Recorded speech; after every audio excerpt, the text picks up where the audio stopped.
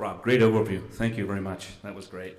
And the ISO is here. If there's any other questions, I know that that's tough to get that presentation down into that short a time frame.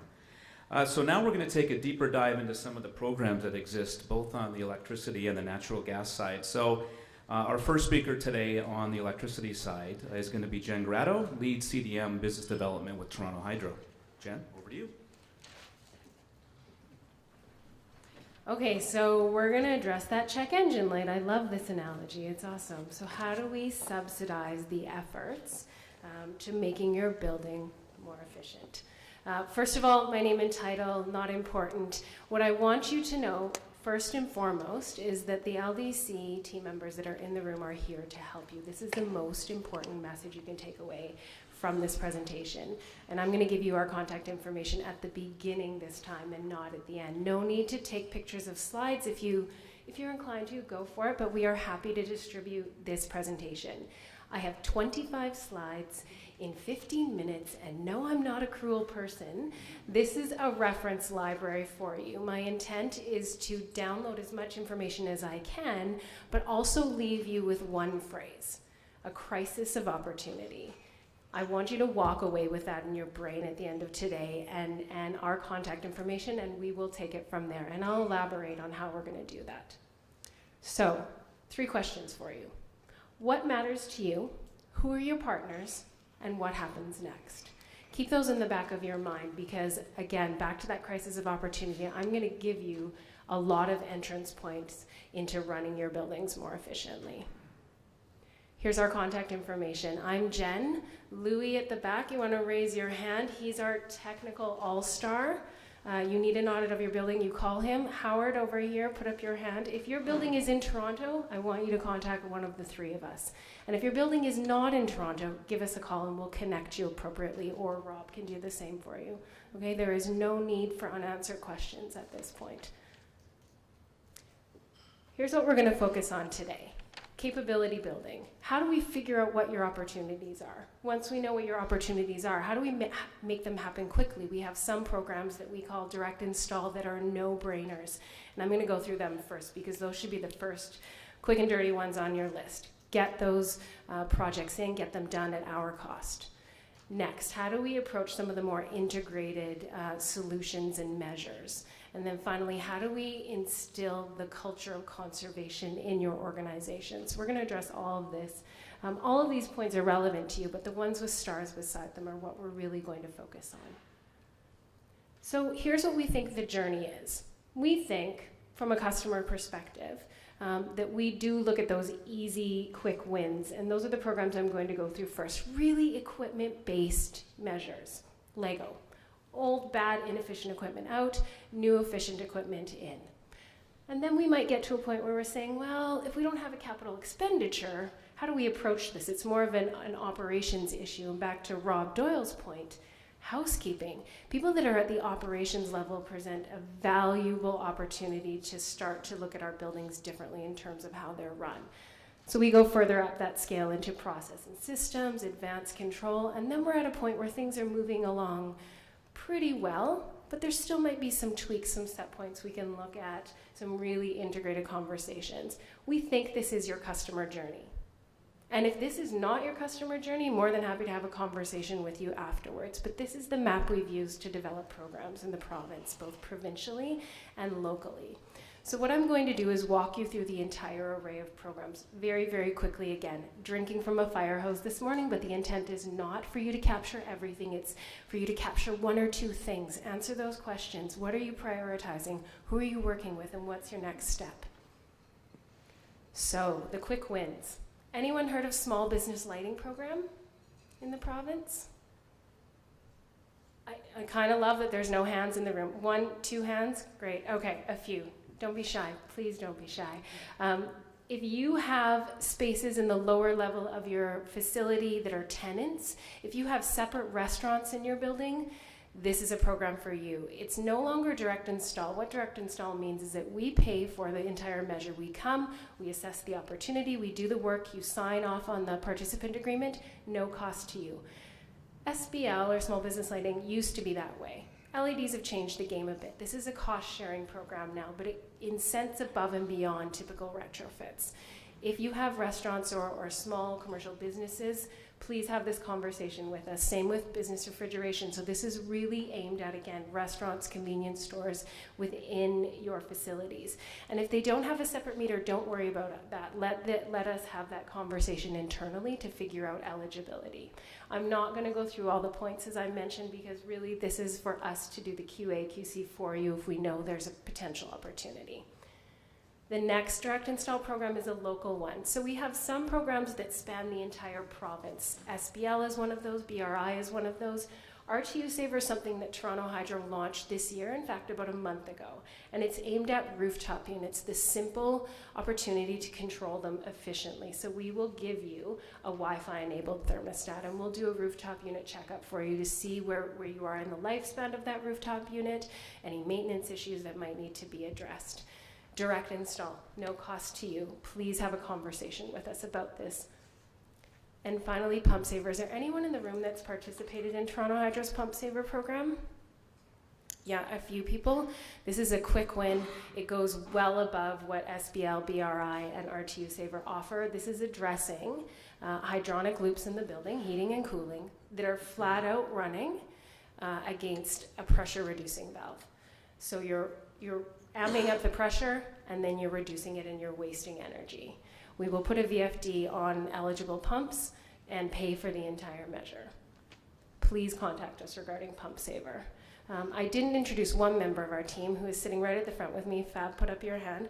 Fab runs SBL, BRI, and Pump Saver. So if you think there's an opportunity, have the conversation with Fab today. Okay, so we've done the quick and easy ones, and now what's next?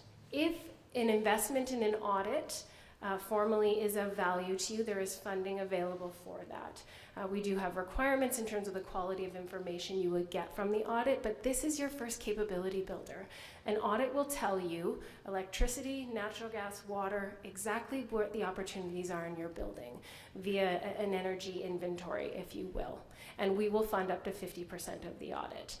You can go through a micro audit, which is called a building systems audit, which takes, maybe you've done the cooling plant or you've done some HVAC components and you want to focus on a specific system like domestic cold water booster pumps. We will give you $5,000 to study that system and assess the potential with a service provider. Engage us if you're interested in this. Pre-approval is key in all the programs that I'm going to mention moving forward. You have to have our approval before signing any documents or paying anything. Okay, retrofit. How many people participated in retrofit? I hope to see way more hands for this one. Awesome. I love when people stretch their head way up in the back. So retrofit's our biggest, baddest, most successful program. Bad, I mean like bad good, you know? Not bad bad.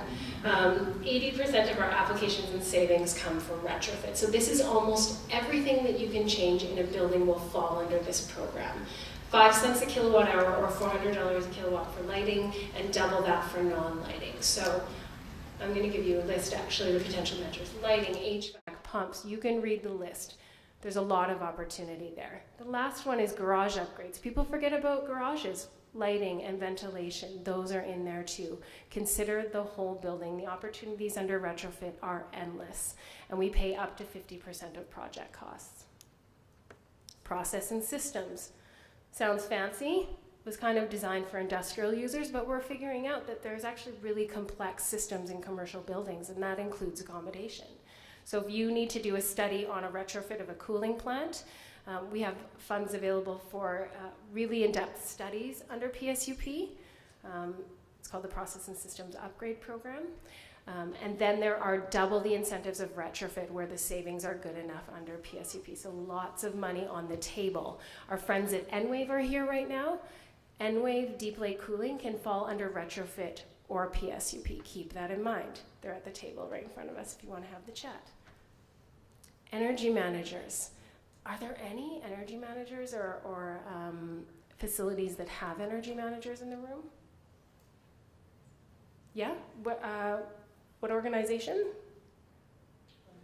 Glendale. Is it funded through one of the conservation programs? No. Okay, so energy manager by title. Great.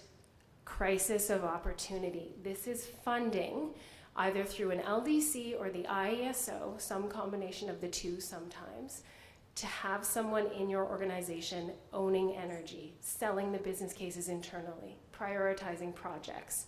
It comes with different targets depending on the scenario, and I'm not going to go through them, but keep this in mind. If you are a sole property, you can have an energy manager. If you have a few sites spread across the GTA or across a province, you can have an energy manager. There just has to be the amount of opportunity that we need in order to hit targets. Funding is available. Talk to either us or Rob about this, as there's both models, LDC owned and IESO. All the details are in this deck. Again, I'm not going to go through them, but you can see multi-site customers, which we consider some of you. If you have multiple sites across multiple LDCs, you are a multi-site customer. There's extra opportunity there to manage from a portfolio perspective. The last local program that I'm going to present is OpSaver. So what you might have noticed is that the majority of the programs I've talked about, other than the energy managers, are focused on equipment. This is great. This is where people typically start the energy management journey, but it is certainly not the whole picture. Operationally, the savings potential is huge. We say up to 20%, but that's often after all of the equipment upgrades, and some of those operational savings have already been recruited.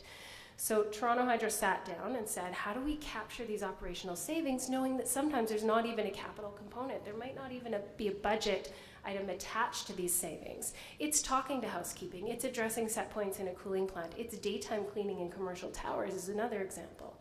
How do we pay customers to make those changes, to identify those opportunities? OpSaver is that program, and so it's very front-loaded in terms of helping you identify the opportunities via a consultant.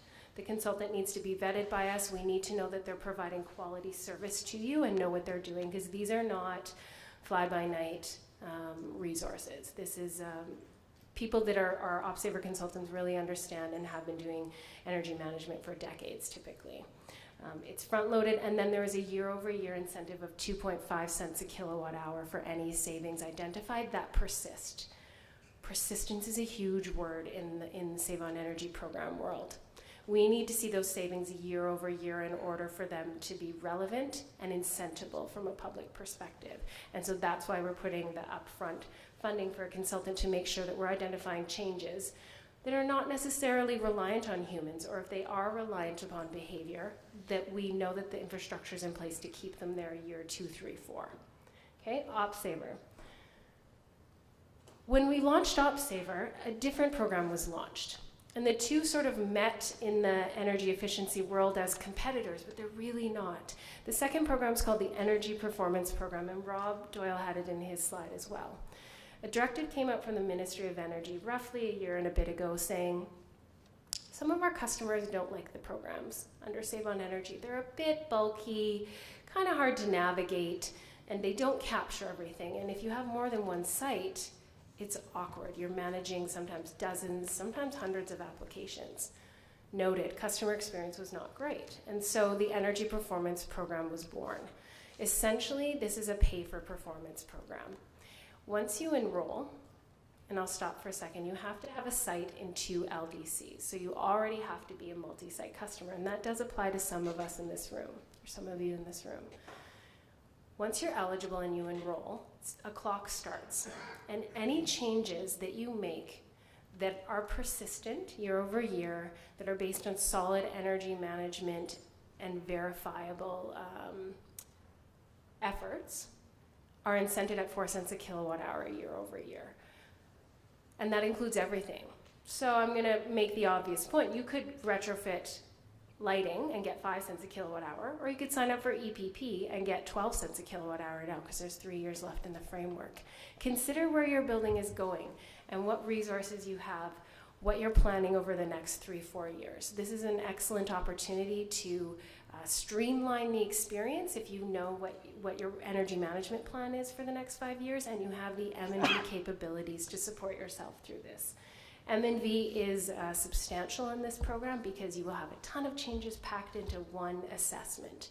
And so you really need partners to help walk you through that experience, and they are available, more than available in the marketplace, and we have some of them in this room actually. So that's our array of programs, and it's pretty substantial, I think you would agree. We are happy to answer any questions, but at this point I'm going to go back to my 3 questions. What matters to you? Who are your partners? And what comes next? Keep that in mind. Hopefully we can answer some of those questions here today. And for the crescendo of my presentation, the Toronto Hydro disclosure. You're welcome. All right, I will hand it off to Chuck. Are you going to introduce? Okay, great.